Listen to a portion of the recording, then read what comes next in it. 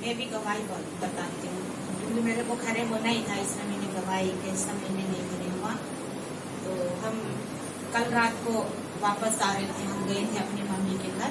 हम बहुत लेट वापस आए। लेट वापस इसलिए आए, हमने सोचा सड़क साफ हो जाएगा, वो हमने सोचा, वो हमारे विचार था। हम वहां से निकला रात के 11 बजे, लेकिन सड़क साफ नहीं हुआ है। दिन से भी ज्यादा भीड़ हुआ है, बड़े बड़े बड़े बड़े ट्रक आया है और गाड़ी भी बहुत थे। और हम आते आते जब नोएडा आके क्रॉस करने वाला था, तो हमारा भी कुछ गलती थी, हमने लेफ्ट कट लेना था और हम एक्सट्रीम राइट में है, लेना था लेफ्ट कट। और ज्यादा बहुत भारी जो सामान वाला ट्रक, बड़े बड़े जो गाड़ी है बहुत भारी है, वो भी धीरे आया, हम भी धीरे कटिंग लिया, दोनों धीरे से हुआ। तेज में होता तो हमारे गाड़ी तो उनके सामने कुछ भी नहीं है, बड़े बड़े ट्रक है, लग गया। ना हम आगे जा पा रहा, ना ब्रेक हो पा रहा, उसी में लटक गया उस गाड़ी में, उस बड़े गाड़ी में। तो हमने रिक्वेस्ट किया उसको थोड़ा सब पीछे ब्रेक करने के लिए, और धीरे धीरे करके ब्रेक किया और निकला। गाड़ी तो बंद भी नहीं हुआ दरवाजा। तो बहुत मन में सोचा था, बहुत दुख हुआ। वो हमारे विचार में नहीं था, वो हमारे योजना में नहीं था, वो हमारे प्रोग्राम में नहीं था। हमने सोचा रात को आएंगे, कल सुबह सुबह चढ़ जाना है और ये नील सर लोग भी शाम को जाना है, ऐसे विचार करके हम बनाए था। लेकिन हमारे योजना के बाहर वो आ गया। तो क्या है कि मैंने वो वचन आया था, अपने हर काम में, हर कार्य में प्रभु को स्मरण करना। वो वचन मेरे मन में अंदर से आया, एकदम टकराते ही मेरे मन में सबसे पहले ये मन में ये बात आया। गाड़ी में बैठते ही मैंने प्रार्थना नहीं की, एकदम मुझे याद आया। पता नहीं कल क्या हो गया है, लेट भी हो गया, क्योंकि मेरे भाई लोग ने कोई 2 परिवार को खाना के लिए बुलाया था, हम के परिवार के साथ एक धन्यवाद देने के लिए। पिछली बार पापा जब कोरोना के समय में जो डॉक्टर मदद किया, जो नर्स मदद किया, और हमारे परिवार, तीनों परिवार को वो लोग धन्यवाद देने के लिए खाना में बुलाए थे, इसलिए हम लोग गए हैं। नहीं तो मैं शनिवार के दिन में कभी भी बाहर जाना नहीं चाहती। उसका खास जब संडे में हम प्रचार करना है, तो मैं शनिवार को सारा दिन घर में रहना है, ये मेरे एक होता है रूटीन। लेकिन कल हम थे, तो मैं प्रार्थना नहीं किया, लेट भी होगी, एकदम अचानक में उसको आ गया। तो कई बार हम सोचते, गाड़ी तो हम रोज की चलाते हैं, रात के 11 बजे में सड़क साफ है, हम जल्दी से घर पहुंच जाएंगे, लेकिन 2 घंटे से ज्यादा लगा वापस आने में, 1 बजे घर पहुंचा। फिर भी आज की सुबह मेरे मन में ये भी दुख आया था, पता नहीं फिर कितना पैसा लगेगा, हमारे प्रोग्राम की योजना के बाहर में है ये, तो दिन भी पूरा दिन पता नहीं आज बन पाएगा नहीं बन पाएगा, कल तो छुट्टी रहेगा 15 अगस्त से। बहुत मन में सोचा, रात को भी जल्दी नहीं सोया मैं तो 2 बजे सोई थी। तो फिर आज की सुबह जब मैं सुबह उठा और यहाँ तक आते आते मेरे मन में इतना फिर खुशी आया कि हम जीवित हैं। गाड़ी कुछ भी नहीं है, गाड़ी तो गाड़ी है, वो तो एक सामान है, गाड़ी तो गुम हो जाएगा, आप वापस आएगा, दोबारा नया भी आ जाएगा, लेकिन हमारा जीवन प्रभु ने बचाया। तब मेरे मन में ऐसा ऐसा, यहाँ आने के बाद गाना के समय में मेरे मन में ऐसे ऐसे ऐसे खुशी भर गया कि जब हमने वो गाना गाया, पिता तूने हमसे कितना ज्यादा प्रेम किया, अपने लौता पुत्र को हमारे लिए बलिदान किया है। उसी से मेरे मन में ऐसे खुशी भर कर आया कि देखो प्रभु की संतान लोग, हम लोग अलग हैं, दुनिया से अलग है, हमारे परमेश्वर पवित्र है, हमारे परमेश्वर अलग है, दूसरों से अलग है, और हम भी दूसरों से अलग हैं। जब सामान खराब होता तब भी मन में एक खुशी भर जाता, ये हमारे खास है, हमारे एक स्पेशलिटी, हमारे एक खास है। तो ये मेरी गवाही है। आज की सुबह मैं यहाँ आप लोगों के बीच में ये परमेश्वर के वचन के बारे में मैं चर्चा करना चाहती हूँ। फलदायी मसीह जीवन, फलदायी, फ्रूटफुल, इंग्लिश में फ्रूटफुल, फलदायी। तो फलदायी मसीह जीवन कैसे जिएंगे, कैसे पाएंगे, उसी के लिए परमेश्वर की वचन क्या कहता है, उसी के बारे में हम चर्चा करेंगे। वचन हम निकालेंगे 1 पतरस 3:9 से लेके 12 तक मैं पढ़ना चाहूंगी। 1 पतरस 3:9 से लेके 12 तक। प्रभु की वचन में ऐसा लिखा है, और जो मैं वचन आज पढ़ूंगी बहुत साफ साफ वचन है, और इस वचन को एक एक शब्द हम पूरा मानेंगे तो इतना जो हिंदुस्तान में मसीह है प्रचार करने का भी जरूरत नहीं पड़ेगा। दुनिया बदलेगा, हिंदुस्तान बदलेगा अगर हम इस वचन के अनुसार, इतना भी मसीह है, इतना भी प्रभु का संतान है, इस वचन के अनुसार हम चलेंगे तो हिंदुस्तान बिना प्रचार के भी बदल जाएगा। बुराई का बदला बुराई से ना दो, बुराई का बदला बुराई से ना दो, ना गाली के बदले गाली दो, पर आशीष ही दो, क्योंकि हम इसी अभिप्राय से बुलाए गए हो कि उत्तराधिकार में आशीष प्राप्त करो, उत्तराधिकार में आशीष प्राप्त करो। उत्तराधिकार जो बाप से मिलता है बेटा को, उसको उत्तराधिकार कहते हैं, है ना। हमारे पिता परमेश्वर उत्तराधिकार से क्या है, ये प्राप्त करने के लिए हमको आशीष पाने के लिए बुलाए गए हैं। 10 में, क्योंकि जो जीवन की अभिलाषा रखता है और अच्छे दिन देखना चाहता है, वह अपनी जीभ को दुष्टता की बातों से और अपने होठों को छल की बातें बोलने से रोक रहे। वह दुष्टता से फिर कर भलाई करे और शांति को ढूंढकर उसका पीछा करे, क्योंकि प्रभु की आंखें धर्मियों पर लगती रहती है और उसके कान उनकी प्रार्थनाओं की ओर लगे रहते हैं। परंतु प्रभु दुष्कर्मियों के विमुख रहता है। प्रभु परमेश्वर धर्मियों पर आग लगाता, धर्मियों पर लगी, उसकी आग धर्मियों पर लगी रहती है और उनके कान उनकी प्रार्थनाओं की ओर लगे रहते हैं।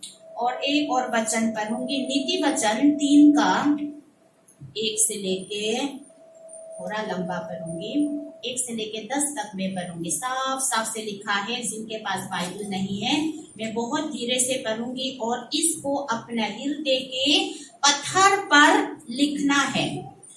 नीति वचन 3 का 1 से लेके 10 तक पढ़ूंगी। हे मेरे पुत्र, मेरी शिक्षा को ना भूलना। अभी हमने जो पहले पढ़ा था परमेश्वर की शिक्षा, अजू इससे पहले की वचन में मैंने पढ़ा था। हे मेरे पुत्र, मेरी शिक्षा को ना भूलना, पर मेरी आज्ञाओं को हृदय से मानना, क्योंकि इससे तेरे जीवन के दिन और वर्ष बढ़ेंगे। कौन ज्यादा लंबी जीना नहीं चाहते, सब ज्यादा उम्र चाहते हैं। उसके लिए हमें क्या करना है, परमेश्वर की वचन को अपने हृदय से मानना। आगे, और तू अधिक कुशल से रहेगा। 3 में, करुणा और सच्चाई तुझसे अलग ना हो, उन्हें अपने गले का हार बनाना और अपने हृदय पतल पर लिख लेना। इस प्रकार तू परमेश्वर और मनुष्य दोनों की दृष्टि में अनुग्रह और यश प्राप्त करेगा। 5 में, तू संपूर्ण हृदय से यहोवा पर भरोसा रखना और अपनी समझ का सहारा ना लेना। उसी की स्मरण करके अपने सब कार्य करना, तब वह तेरे लिए सीधा मार्ग निकालेगा।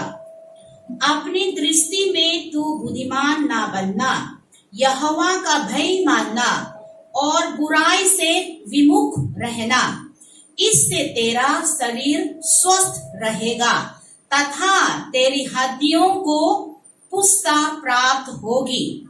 अपनी सारी उपज के प्रथम फल से तथा अपनी संपत्ति के द्वारा यहोवा का आदर करना, तब तेरे भंडार बहुत आयत से भरे रहेंगे और तेरे कुंड नए दाखरा से उमड़ते रहेंगे। परमेश्वर अपने वचन को हम सबके लिए आशीष दे। अगर हम कुछ ना भी बोले, जो वचन पढ़ा था, एक एक शब्द को अगर हम अपने हृदय में लिखेंगे, उसको हम अपने व्यक्तिगत जीवन में हम प्रैक्टिस करेंगे, अभ्यास करेंगे, तो हमारा जीवन भी बदलेगा, कलश भी बदलेगा, हमारा देश भी बदलेगा, हमारे परिवार भी बदलेगा और पूरी दुनिया भी बदलेगा। हम मसीह के लिए जो रास्ता प्रभु ने रखा है, उसी रास्ता में हम सच्चाई मन के साथ चलेंगे तो हमारे परिवार जरूर बदलेगा। आत्मा में के आशीष भी पाएंगे और साथ साथ में शरीर की आशीष भी पाएंगे। आत्मा और शरीर एक एक साथ है, बैलेंस होना है। सिर्फ आत्मा में आशीष नहीं, आत्मा में आशीष शारीरिक में कंगाल मेल नहीं हो रहा है। आत्मा में भी आशीष, शारीरिक में भी आशीष, दोनों में हम आशीष पाना है। उसी के लिए परमेश्वर ने हमको बुलाया गया है। यूहन्ना 10:10 में क्या लिखा है? चोर चोरी करने, मार डालने और नष्ट करने आता है। यीशु ने कहा, मैं तो जीवन देने, बहुत आयत से देने आया।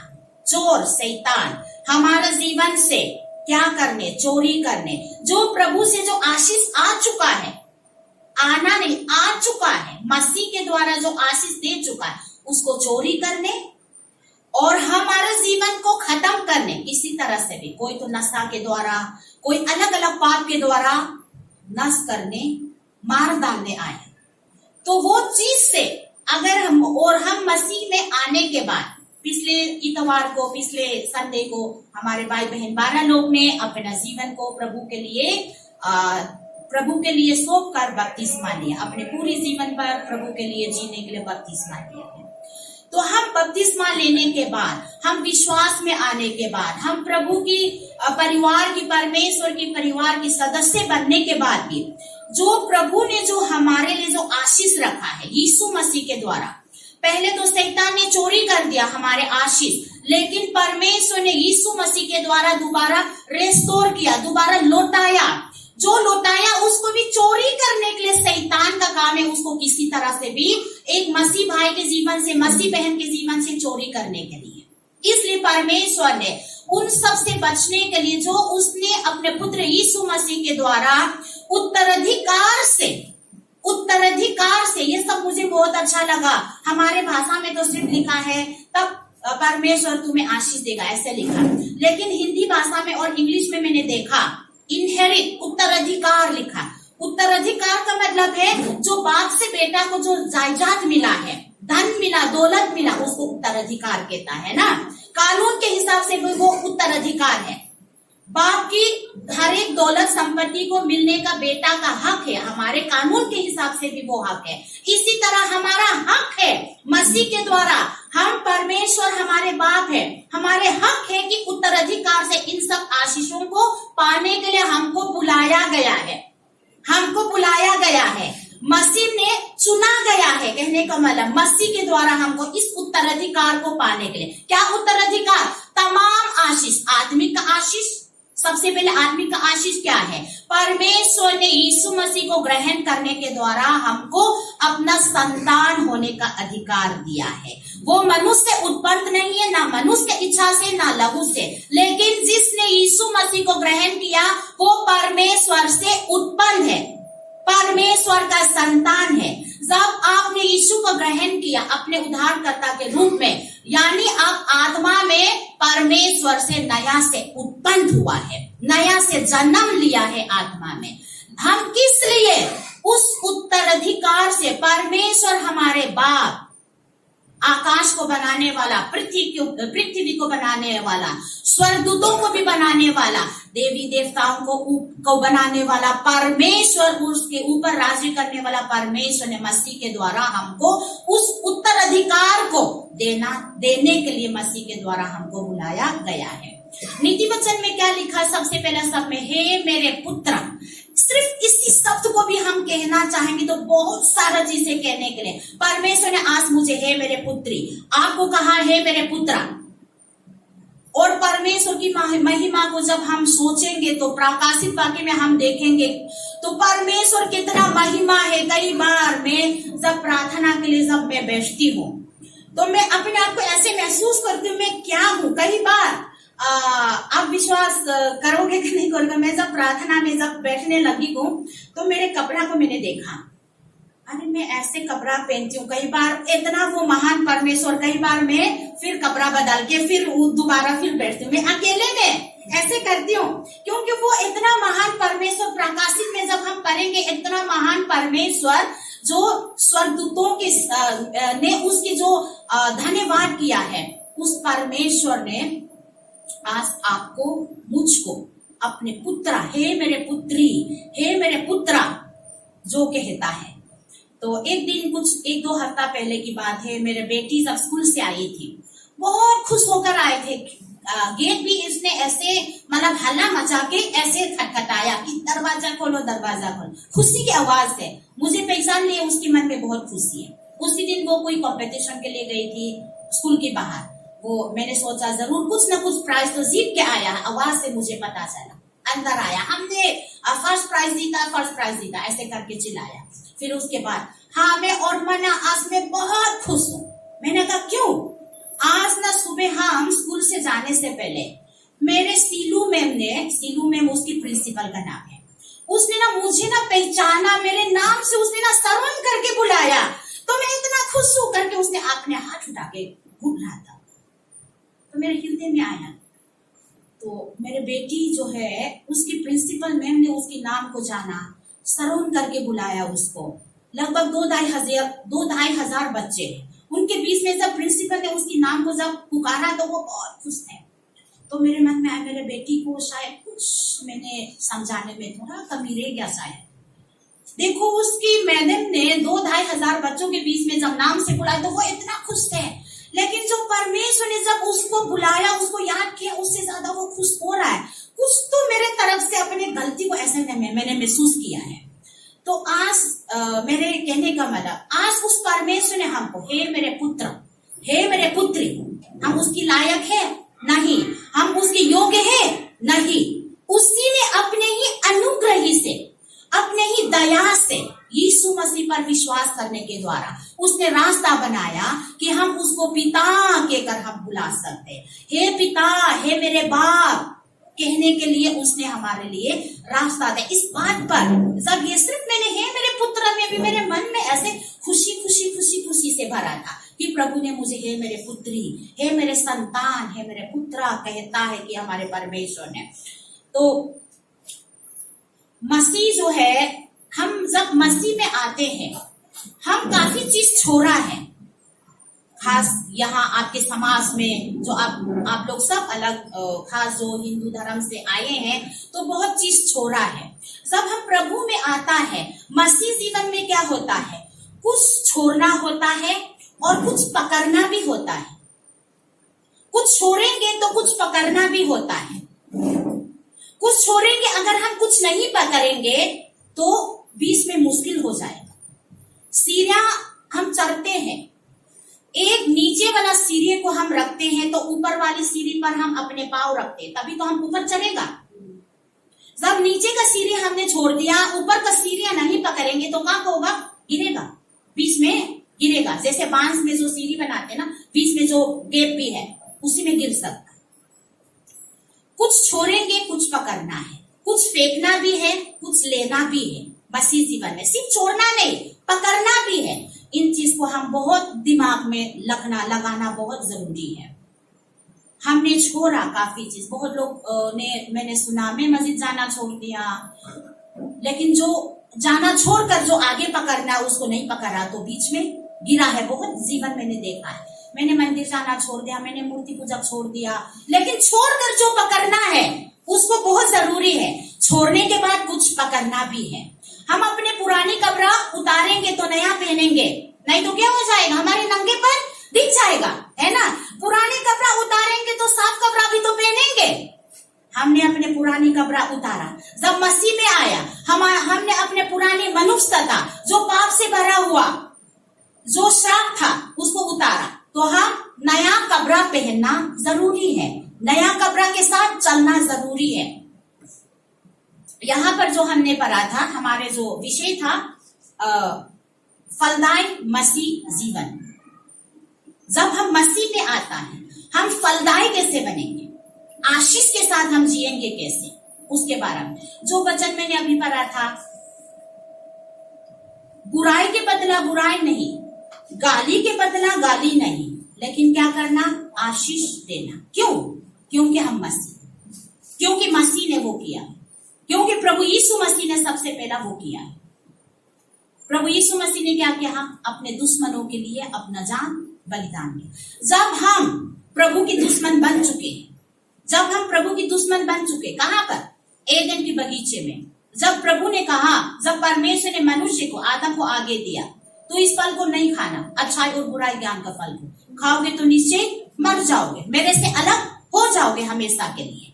लेकिन शैतान आकर उससे क्या कहा, तुम इस फल को खाओगे तो परमेश्वर की समान बनोगे, परमेश्वर की समान बन।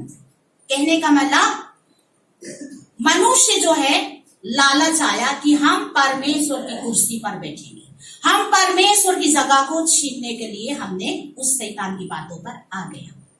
एक राजा के लिए उसके दुश्मन कौन है, उसकी राजा की कुर्सी को छीनने वाला उसकी दुश्मन है, चाहे उसकी बेटा हो, चाहे उसकी दूर की दुश्मन हो, बेटा भी हो, उसकी जो राजा के सिंहासन उसको मार डाल के छीनने वाला उसकी सबसे पहला दुश्मन है। तो इसलिए इसी तरह जब हमने परमेश्वर की बराबरी में बनने की लालच में शैतान की बातों पर आए, तब से हम परमेश्वर की दुश्मन बन गया। फिर भी मसीह ने क्या किया, अपने दुश्मन के लिए अपना जान बलिदान करने इस दुनिया में आया। इसलिए मसीह ने पहले उसने किया है, इसलिए उसने हमको ऐसे करने के लिए सिखाया। ये नहीं कि हमारे कर्म से हम उधार पाए हैं, मैं उसको दोबारा रिपीट करूंगी, ये नहीं है कि हम अपने अच्छे कर्म से हमने उधार पाए। उधार प्रभु का दान है, प्रभु ने मुफ्त से दिया है, लेकिन उधार के बाद ये आशीष जो है हमें लेना है। परमेश्वर की तरफ से दिया, लेकिन हमें हाथ बढ़ाकर लेना है। इसलिए यहाँ पर क्या है कि मसीह ने जो हमको सिखाया, हम क्यों करेंगे ऐसे, क्योंकि हम मसीह, क्योंकि वो हमारे आशीष पाने के लिए रास्ता है। वो आशीष पाने के लिए परमेश्वर ने जो रास्ता दिया है, वो रास्ता है। मसीह जीवन में क्या होता है, सच्चाई। हम नीति वचन को जब हम आगे पढ़ेंगे, सच्चाई और करुणा और सच्चाई तुझसे अलग ना हो।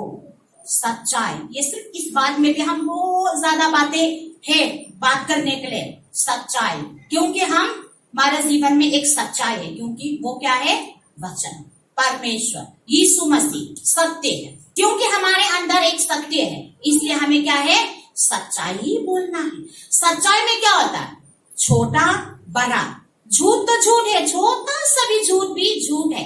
परमेश्वर ने बड़ा वाला झूठ मत बोलो, छोटा वाला तो कोई बात नहीं कहा। छोटे से छोटे भी परमेश्वर की दृष्टि में इतना जो बुरा है उसके साथ बराबर है। ये चीज को हम ध्यान रखेंगे। छोटे भी हमें ध्यान रखना है। हर चीज में प्रभु क्या है, भाग लेना चाहता है, क्योंकि वो हमारे जीवन में है। ईमानदार, आज हम ईमानदार से मसीह जीवन को हम निभाएंगे तो हमें क्या है, हमारे जीवन को देखकर लोग मसीह में जरूर आएगा, लोग जरूर पूछेगा इसका जीवन में क्या है, हमारे जीवन में क्या है। ईमानदार के बारे में थोड़ा मैं अपना जीवन की कुछ गवाही बताऊंगी। काम करने में भी ईमानदार में बहुत सारे, सिर्फ चर्च में आना ईमानदार नहीं है। आज हम थोड़ा प्रैक्टिकल बात करना चाहेंगे। हम सब काम करते हैं, स्कूल के बच्चे भी स्कूल में आता है और कॉलेज के बच्चे कॉलेज में जाता है। ईमानदार का मतलब क्या होता है, अपने काम में ईमानदार होना। सिर्फ चर्च में आना, सिर्फ प्रार्थना करना और सिर्फ बाइबल पढ़ना, ये सब सिर्फ नहीं है। हम अपने, वो सब क्या है, वो सब हमने क्या है कि तेल डाला, लेकिन हम क्या है, कहां पर इस्तेमाल करना, अपने कामों पे, अपने रोज की व्यक्तिगत जीवन में इस्तेमाल करना है। मैं काम करती हूँ कंपनी में, 12 साल में काम करती हूँ। मैं अपने काम को अपने सेवा समझती हूँ, अपने काम को अपना सेवा समझती हूँ। सिर्फ वचन को प्रचार करना, मैं आज यहाँ पर खड़ी हूँ, मैं प्रचार कर रही हूँ प्रभु की दया से, सिर्फ ये नहीं है सेवा। जो आप अपने काम में ईमानदार से जो आप करोगे वो एक प्रभु का सेवा है। पढ़ने वाले बच्चे ईमानदार से अपने पढ़ाई करेगा वो सेवा है। एक औरत ईमानदार से अपने घर का काम करेगा वो भी सेवा है। तो यहाँ पर कि मैं देखती हूँ कंपनी में बहुत साल कर दिया तो मुझे बहुत आदर भी मिला, सम्मान भी मिला अपने मालिक से। जो मैं उठकर जब जाती हूँ या तो फिर मैं बहुत, जैसे मेरा मालिक है वो एक सरदार है, उसकी आवाज बहुत तेज है, जब वो गेट में घुसता है ना तब से हमें पता चल जाता कि हाँ बॉस आ गया।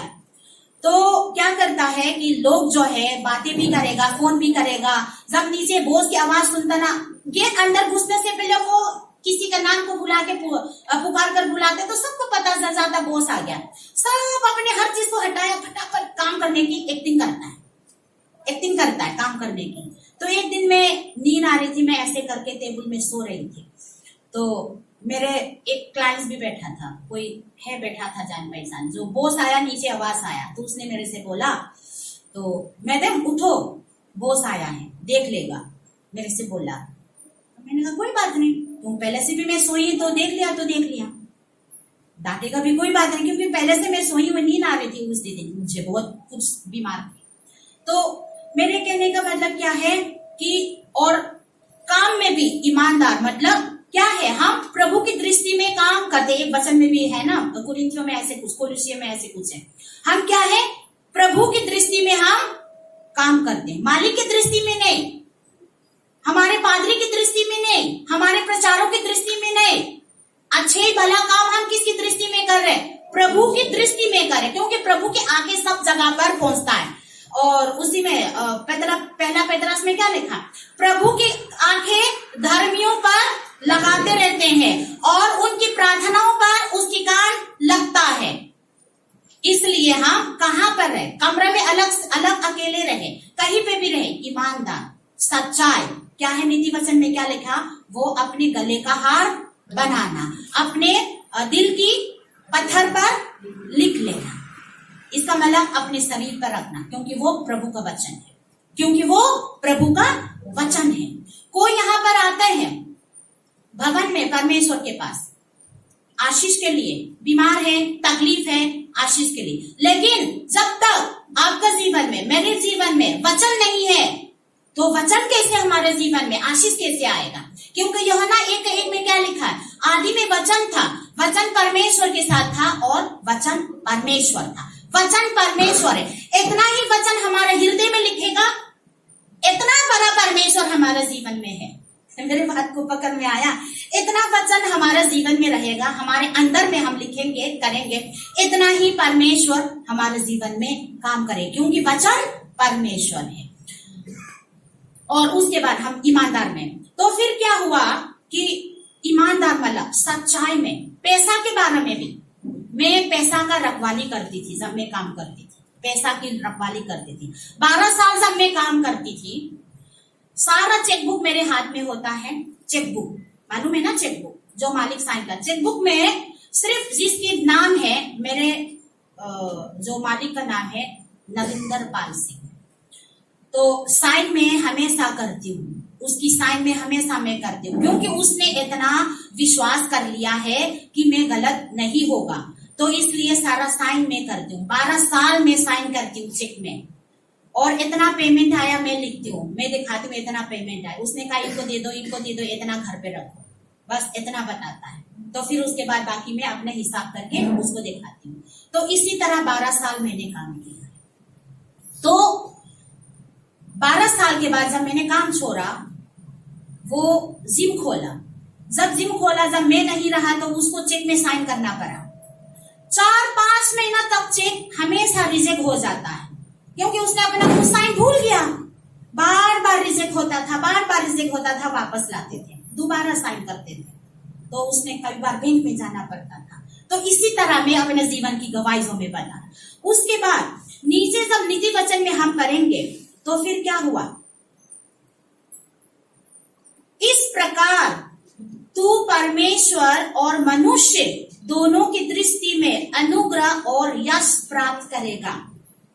जो मसीह जीवन में जो सच्चाई और ईमानदार के साथ जो कार्य करता है, सिर्फ परमेश्वर के अनुग्रह नहीं, मनुष्य के अनुग्रह भी पाएगा। वचन में लिखा है, प्रभु का वचन है ये, सिर्फ परमेश्वर के अनुग्रह नहीं, परमेश्वर के अनुग्रह भी पाएगा, साथ साथ में मनुष्यों के अनुग्रह भी पाएगा। वो मनुष्य कहाँ की मनुष्य, दुश्मन ने, अन्य जाति, अनजाने, कुछ भी नहीं पता, प्रभु की अनुग्रह पाएगा मनुष्य के द्वारा। मैंने उस 12 साल काम करने के द्वारा मुझे परमेश्वर ने कैसे आशीष दिया, इस्तेमाल किया मनुष्य के। उसने जब मैंने घर लेना था, उसने मुझे पूरा 10 लाख की मदद की। कोई कम है? आज तक मैं वो याद करती हूँ। जब मैं कमजोर हो जाती हूँ ना, मैं उसको याद करती हूँ, प्रभु ने कैसे मिरेकल किया, आश्चर्य कर्म किया मेरे सामने। जो अन्य जाति जो प्रभु को नहीं जानता, उसने 10 की दिया, एकदम मुंह से, एक पैसा भी मैंने वापस नहीं किया उसमें से, उसने दिया मुंह से। तो क्या मनुष्य की दृष्टि में दया करवाया, अनुग्रह करवाया, वो किसने? परमेश्वर ने। दुश्मन को भी दया करा सकता है, दुश्मन को भी हमारी दया करा सकता है। कोई किसी के जीवन में परमेश्वर कार्य कर सकता है। यशाया का किताब में कोई 45-46 के करीब में एक राजा कुरा है, वो बेबीलोन की राजा था, वो अन्य जाति था, परमेश्वर को नहीं जानता था, लेकिन परमेश्वर ने उस राजा के जीवन में ऐसे काम किया, जो इस्राएल की जो जाति जो उसमें दास के लिए लेके आया था, उसकी मन में ऐसे कार्य कि उनको सारा छुटकारा दिया और उनको ऐसे सोना चांदी दिया यरूशलेम में परमेश्वर के मंदिर को बनाने के लिए। क्योंकि परमेश्वर ने खुद कहा कि राजा कुरा से, तू मुझे नहीं जानता, लेकिन मैं तुम्हारा कमर कस कर मैं तुम्हें आशीष दूंगा, ताकि लोग पूरी दुनिया जाने कि मैं ही परमेश्वर हूँ। जो कुरा के जीवन को काम किया परमेश्वर की मंदिर बनाने के लिए, सारा इस्राएल जातियों को, जो चुने हुए जातियों को उसी देश से छुटकारा देकर अपने देश वापस ले जाए। परमेश्वर कुछ भी कर सकता, लेकिन हमारे तरफ क्या, सच्चाई और ईमानदार आपका जीवन से अलग ना रहे, वो हमारे वस्त्र होना है, मसीह जीवन की वस्त्र होना है, वो हमारे कपड़ा होना है, क्योंकि वो हमें आशीष पाने के लिए परमेश्वर का दिया हुआ रास्ता है। उसी रास्ता पे चलेंगे तो परमेश्वर अपने वादा अपने हिसाब से पूरा करेगा। आपकी तनख्वाह कितना है उससे कोई मतलब नहीं है, मेरा इनकम कितना है उससे कोई मतलब नहीं है, मेरा कोई सरकारी नौकरी नहीं है, मेरे कोई तनख्वाह ज्यादा नहीं है, फिर भी प्रभु ने कैसे आशीष दिया, आप सुनोगे तो आश्चर्य हो जाओगे। क्योंकि वचन है, प्रभु अपने वचन को, क्योंकि वादा करने वाला परमेश्वर है, मैं नहीं हूँ। मेरे कार्य, मेरे मेहनत जो है उसी से कमाना है, तो मैं अपने जिंदगी भर में भी एक छोटा सा कमरा भी मैं नहीं खरीद पाऊंगी, 4-5 लाख की गाड़ी में कभी भी नहीं खरीद कर पाऊंगी। लेकिन प्रभु जब देना चाहता है तो देता है। हम यीशु मसीह के द्वारा हम लोग धार्मिकता है, और उस धार्मिकता के जीवन में जब हम चलता, परमेश्वर की वचन में 1 पतरस में क्या लिखा, प्रभु धार्मिकताओं की, उसकी आंख धार्मिकताओं पर लगाता है, उनकी प्रार्थनाओं पर उसकी कान लगाता है। और बहुत सारा वचन है। और जीव खत्म करूंगी मैं शॉर्टकट करके। जीव, प्रभु ने फिर क्या उसी में क्या लिखा, अपना जीव को, ये जीव जो है ना हमारे जीव, ये सबसे याकूब में क्या लिखा जीव के बारे में, एक बार पढ़ूं, याकूब में क्या लिखा है जीव, याकूब 3:7 में ऐसे लिखा है, मैं उसको ऐसे ही पढ़ूंगी जल्दी जल्दी।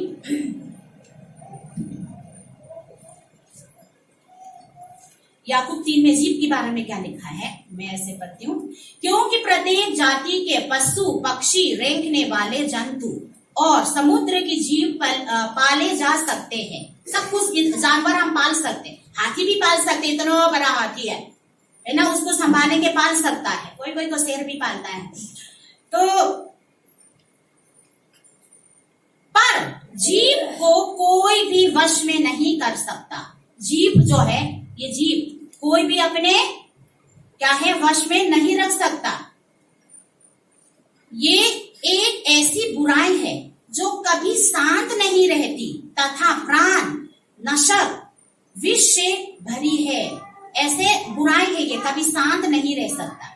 इसी से हम अपने प्रभु और पिता की प्रशंसा करते हैं और इसी से हम मनुष्य को शाप देते हैं जो परमेश्वर की समानता में बनाए गए हैं। एक ही मुंह से आशीर्वाद और शाप दोनों ही निकलते हैं। हे मेरे भाइयों, ऐसा नहीं होना चाहिए। हे मेरे भाइयों, ऐसे होना नहीं चाहिए। उसी होठ से, उसी जीभ से आप परमेश्वर की प्रशंसा करते हो, परमेश्वर की धन्यवाद देते हो। उसी होठ से, उसी जीभ से वो मनुष्य जो परमेश्वर ने अपने समानता से बनाया उसको फिर शाप दिया। हम अपने बच्चों को भी कर देते हैं, नालायक है, बेकार हो, गलत है ना। तो अपने होठों को भी इतना कंट्रोल करना जरूरी है क्योंकि हम मसीह हैं। आगे, क्या सोते के एक मुंह से मीठा और खारा जल दोनों ही निकलते हैं? हे मेरे भाइयों, क्या अंजीर के वृक्ष में जैतून या अंगूर की लता में अंजीर लग सकते हैं? वैसे ही खारे सोते से मीठा जल नहीं निकल सकता है। प्रभु ने हमको क्या है, अच्छा पेड़ बना दिया मसीह के द्वारा। अच्छा पेड़ में क्या निकलेगा? अच्छा फल निकलना चाहिए। बुरा पे एक सोते में मीठा जल और कड़वा जल नहीं निकल सकते हैं।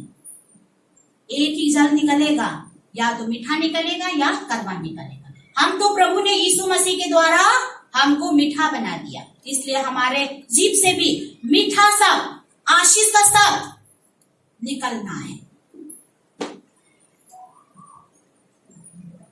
और नीति वचन में अपने हर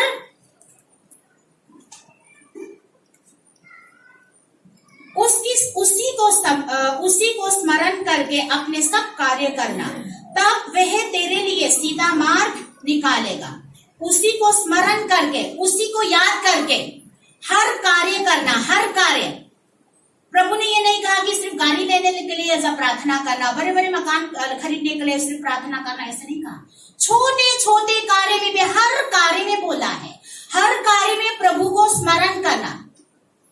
एक उदाहरण में इस वचन को जब मैंने पढ़ा, मेरे जीवन में एक याद दिलाया। जब कोरोना के समय में, जब पिछले बार की जो मई जून जुलाई वाला जो डेल्टा वाले वेरिएंट है, बहुत खतरनाक वाला, तो उसी समय में इतना हम लोग परेशान थे। तो प्रार्थना तो करो करो कहने की जरूरत नहीं, अपने आप मुंह से निकलता। सुबह से खाना बनाते वक्त ये खाना यीशु के नाम से आशीष हो जाए, कोरोना दूर हो जाए, कोविड दूर हो जाए, इस खाना को खाएंगे, खाना के द्वारा कोरोना साफ हो जाए, कोविड साफ हो जाए।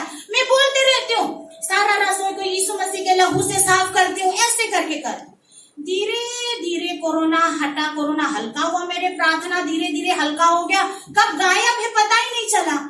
जब मैं ये पढ़ा था, फिर मुझे याद दिलाया, खाना बनाते वक्त भी हमें प्रभु की स्मरण करना चाहिए, प्रभु का स्मरण करना चाहिए। गैस लीक हो सकता था, कुकर फट सकता है, गैस फट सकता है, बहुत चीज हो सकता है, पाइप फट सकता है, फटेगा, मरने का चांस होता है। तो हर चीज में, क्योंकि हमारे एक एक छोटी छोटी कार्य में प्रभु हमारे जीवन में इंटरफेयर करना चाहता है। इंटरफेयर को हिंदी शब्द में मुझे नहीं आ रहा है। तो हर कार्य में वो क्या है, हाथ डालना चाहता है। ठीक है, हर कार्य में हाथ डालना चाहते हैं। जैसे हम अपने बच्चों के जीवन में, थंगू की मम्मी, थंगू को पूछो उसकी मम्मी उनके जीवन में कैसे इंटरफेयर करती है। हर 10 मिनट में फोन करेंगे, कहाँ पे हो, क्या कर रहे हो, पढ़ाई किया, उठा, कपड़ा धोया, ऐसे नहा लिया, नाश्ता खा लिया, घर से निकल गया, मेट्रो में चढ़ा, उठ गया, चल गया। तो माँ अपने बच्चों की लाइफ में इंटरफेयर क्यों करना चाहती है? वो प्रेम करती है, लेकिन बच्चों नहीं समझता। मेरा बेटी भी अभी 12 साल में लगी है। हर चीज में हम उसको ना हर मिनट में बुलाती हूँ, क्या कर रहे हो? तो एक बार गुस्सा हो गया, वो गुस्सा होकर बाथरूम में दरवाजा अंदर से बंद कर दिया जोर से, और खोल ही नहीं रहा। आवाज लगाया, जवाब भी नहीं दिया। उसकी पापा ने गुस्से से जोर से बुलाया, थोड़ा डर के, मेरे से तो नहीं डरा, तो वापस आकर फिर कमरे में फिर लॉक किया, जोर से दरवाजा बंद करके, इतना आवाज से। तो उसकी बड़ी बहन ने, जो मेरे जेठ की लड़की मेरे पास, उसको धीरे से पूछा क्यों ऐसे नाराज हो, ऐसे करके। नहीं, मैं उस दोनों से नफरत करती हूँ। वो मेरे हर वक्त को छीनना चाहता है। मैं भी अपना लाइफ जीना चाहती हूँ, मैं भी थोड़ा अकेलेपन में रहना चाहती हूँ, ऐसे बोली उसने। मैं भी अकेलेपन में रहना चाहती हूँ। अब तो ये 3 ही कमरे में, सब कमरे में है, बाथरूम में जो मैं अकेले में रह सकती हूँ, इसलिए बाथरूम में मैं देर लगाकर मैं बैठूं, ऐसे बोलती है। तो हमारे विश्वासी जीवन में भी हमारे परमेश्वर हमारे हर छोटे काम में भी हाथ डालना चाहते हैं, क्योंकि वो नहीं चाहता हम कहीं ना गलत हो जाए, कहीं इधर लग जाए, चोट ना लग जाए। हर काम में, जैसे कल मैंने प्रार्थना एकदम दिमाग में आया, गाड़ी में बैठते ही मैंने प्रार्थना छूट गया, लग गया। तो हर कार्य में प्रभु हमारे जीवन में क्या हाथ डालना चाहता है, क्योंकि हम उसकी संतान है, क्योंकि हम उसकी संतान है, वो हमसे प्यार करता कि ना मेरे बेटा चोट ना लग जाए, पाप से ना गिरे, दुख ना मिले। वो चाहता है हर काम में प्रभु को स्मरण करके करना। तब क्या होगा? तब तेरे लिए सीधा मार्ग निकालेगा। ये प्रभु का बच्चा ने वादा करने वाला वो है, हम करके दिखाएंगे, हम करके देखेंगे प्रभु हमारे जीवन को कैसे सीधा मार्ग में ले जाता। आखिरी के लिए ये सब क्योंकि हम इसी काम के लिए, उत्तराधिकार मिलने के लिए, उत्तराधिकार से इसी आशीष को पाने के लिए परमेश्वर ने हमको मसीह के द्वारा बुलाए गए हैं और हम चुने गए हैं। यीशु ने कहा मैं तो जीवन देने बहुत आयत से, एक तो उसने हमको जीवन दे दिया, आत्मा में नया जीवन दे दिया, बहुत आयत से देना चाहता है, यानी बहुत आशीष के साथ जीने के लिए हमको चाहता है। तमाम आशीष दुनिया में भी स्वर्ग में भी प्रभु ने उसी के लिए हमको चुना है। प्रभु आप सबको आशीष दे।